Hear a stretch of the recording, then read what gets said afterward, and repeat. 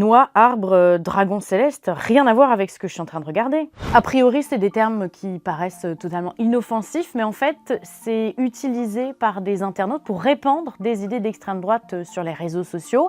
Récemment, on a pu voir des mots comme arbre ou noix apparaître dans des vidéos, dans des commentaires.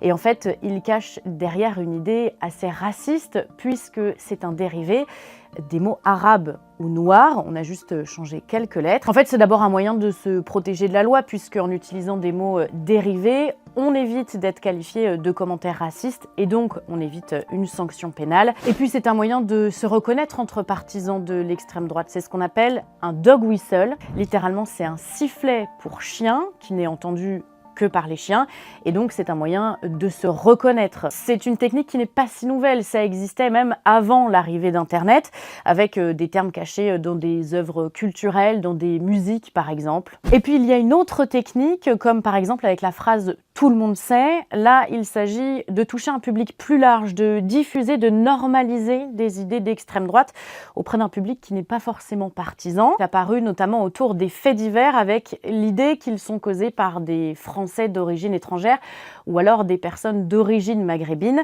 Et en fait, là, on joue sur le sous-entendu. Une fois encore, on ne paraît pas à première vue raciste. Autre exemple, il y a l'utilisation du terme dragon céleste. C'est des personnages d'un manga, One Piece, qui représentent une classe supérieure, dominante dans ce manga et qui est utilisée pour parler d'une classe d'élite.